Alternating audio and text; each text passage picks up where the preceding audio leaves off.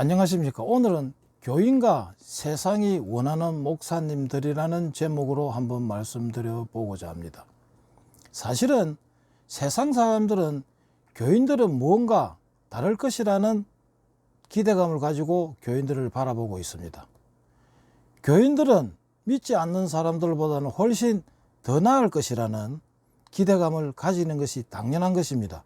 그리고 목사님들에게는 더 큰 고도의 기대감을 가지고 있습니다. 교인들 역시 목사님들은 평범하지 않고 고도의 정직성과 고도의 겸손성을 가지고 있을 것이라는 기대감을 가지고 있습니다. 그렇지 않습니까?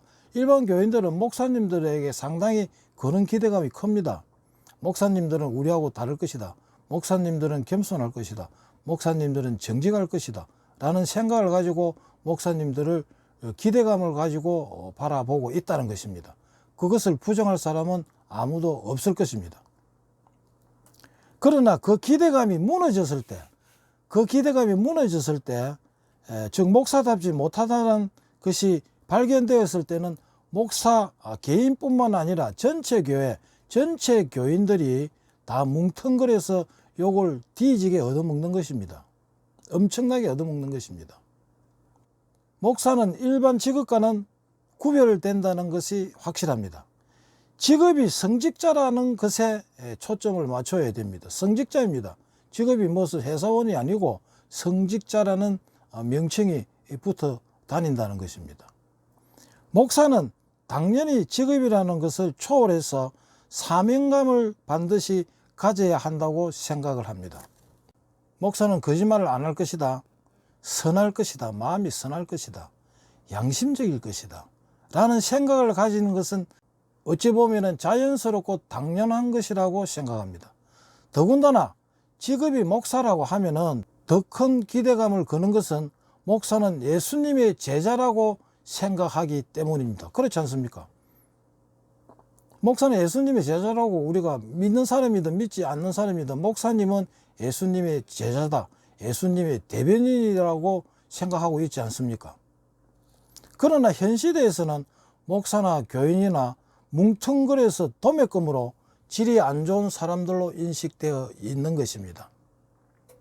그러면 교인은 제외하고 교인의 지도자라고 자처하는 목사는 세상에 어떻게 비춰져 있는가가 문제인 것입니다. 사실 목사직은 고통과 인내와 노력을 요구하는 직업입니다. 신학대학은 들어갈 데가 없어서 들어가는 대학이 아닌 것입니다.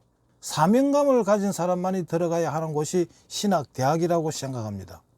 지금 현재 목사의 숫자는 7, 8만 명 되는 것으로 알고 있습니다. 목사직은 연단의 영속입니다. 목사직이 얼마나 어렵습니까? 고통과 연단을 각오하지 않고는 목사직을 감당할 수 없는 것이 목사직입니다.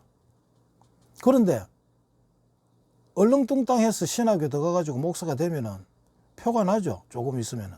왜 고통과 연단을 요구하는 직업이냐 하면은 첫째, 목사는 겸손해야 합니다. 목사가 건방지고 교만하면 안 됩니다. 둘째, 목사는 부지런해야 하며 게으르면 안 됩니다. 정해진 요일도 없이 새벽 예배를 봐야 되지 않습니까? 셋째, 목사님은 건면하고 검소하셔야 합니다. 사치스러우면 또 안 되겠죠. 그러니까 얼마나 어렵습니까? 넷째, 목사는 정직해야 합니다. 목사는 정직하고 투명해야 합니다.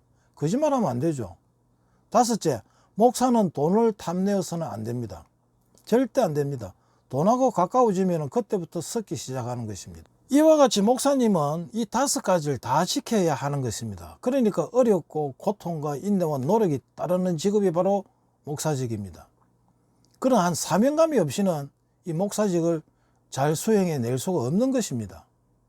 그래서 투명하고 정직한 목사님들은 당연히 대접을 받아야 하는 것입니다. 목사는 게을러서도 안 되고, 목사는 거짓말해서도 안 되고, 목사는 교만해서도 안 되고, 목사는 사치스러워서도 안 되는 것입니다. 더더군다나 목사는 돈을 사랑해서는 더더욱 안 되는 것입니다. 이렇게 목사직은 감당하기가 엄청나게 무척 억수로 어려운 것입니다. 그런데 교회의 체면이 땅바닥에 떨어진 원인은 고 옥하는 목사님의 말씀처럼 목사가 교만하고 목사가 거짓말을 하고 목사가 사치스럽고 목사가 게으르고 목사가 돈 앞에서 맥을 못 추고 돈 앞에서 굽신거리는 것 때문에 교회의 본질이 땅에 떨어져 세상이 교회를 걱정하고 세상 사람들이 목사를 향하여 사기꾼, 교주, 개독교라고 손가락질을 하고 있는 것입니다. 기독교는 망하게 되었다고 하셨습니다. 이게 성도들의 책임입니까? 교회가 땅에 떨어진 것이 성도들의 책임이냐 이 말입니다. 어떻게 성도들의 책임입니까? 물론 다 그런 것은 아니지만 저는 전적으로 목사들의 책임이라고 확신합니다. 목사들이 똑바로 섰을 때, 목사들이 투명했을 때, 목사들이 정직했을 때 어떻게 교회의 체면이 땅에 떨어집니까? 성도들이 돈 관리합니까? 성도들이 앞에 나섭니까? 성도들이 설교를 합니까? 아니지 않습니까? 거기다 많은 봉급을 받으면서도 죄의식 없이 설교까지 표절하는 목사님들이 난무하고 있는 이 시대에 아는 사람은 다 알지 않습니까? 뻔뻔한 목사의 시대가 되었으니 입이 10개라도 할 말은 없을 것입니다. 목사님은 예수님을 닮아야 하는 것입니다. 목사님은 예수님을 닮아야 하는 직업이 아닙니까? 기독교가, 교회가 다시 일어서 살려면은 목사는 거짓말하지 말고 돈 밝히지 말고 직업으로 생각하지 말고 투철한 사명감으로 표절설교하지 말아야 할 것입니다. 교인들은 하나님께서 자기에게 맡겨주신 사명감으로 어린 양들로 생각하고 오직 어린 양을 위하여 목숨을 바칠 각오가 필요할 뿐입니다. 그러면은 한국교회는 반드시 살아서 회생할 것입니다. 성경에 또 이런 말씀도 있습니다.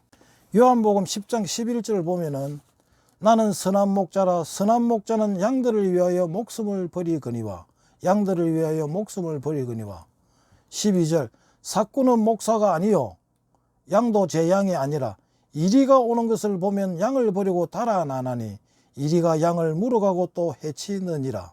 15절 10장 15절입니다. 아버지께서 나를 아시고 내가 아버지를 아는 것 같이 나는 양을 위하여 목숨을 버리노라.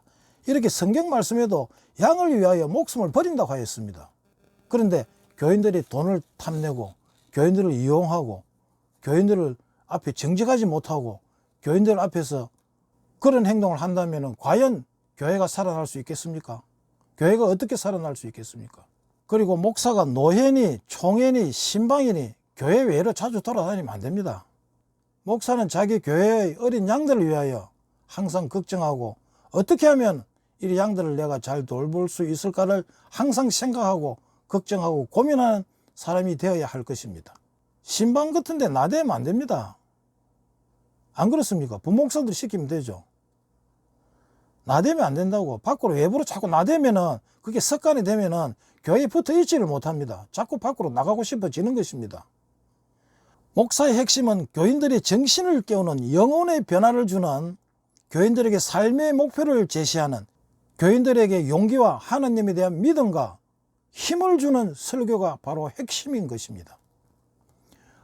목사의 교회 경영은 돈으로 하는 것이 아니고 설교로 하는 것입니다. 세상의 경영은 돈으로 하는 것인데 교회의 경영은 설교로 하는 것이라는 것을 잊지 말아 주었으면 고맙겠습니다.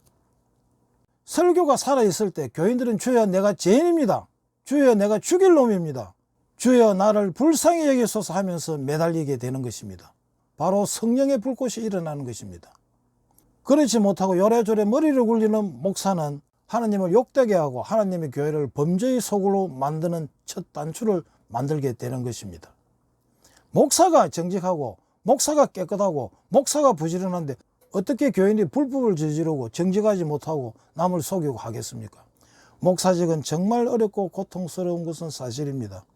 그러나 이 세상의 테스트장에서 무난히 목사님들이 통과했을 때에는 하나님께서 엄청난 큰 상을 내릴 것을 확신합니다.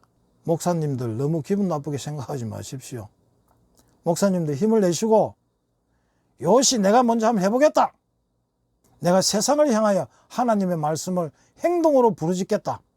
내가 본을 보이겠다는 각오로 다시 한번 시작했으면 합니다. 목사님 제발 투명하고 정직해 주십시오. 세상 사람들은 훤히 알고 있습니다. 왜 교인이 줄어들겠습니까? 인구가 줄어들어서 줄어드는 건 결코 아니라고 생각합니다. 본을 보이지 못하니까, 세상에 본을 보이지 못하니까, 세상에 온갖 파렴치한 것이 교회로부터 나오니까 교인이 줄어들 수밖에 돼 있습니까? 목사님들, 분명히 연단과 인내와 노력 속에서 활짝 영광의 꽃이 피어지기를 간절히 바라고 원합니다. 저는 하나의 교인입니다. 제 말이 무슨 큰 힘이 있겠습니까? 그러나 답답해서 동영상을 올려보는 것입니다. 한 분의 목사님이라도 제 말에 동의를 한다면 그것보다 더 큰 기쁨이 있겠습니까? 오늘은 여기서 마치도록 하겠습니다. 감사합니다. 죄송하고 고맙습니다.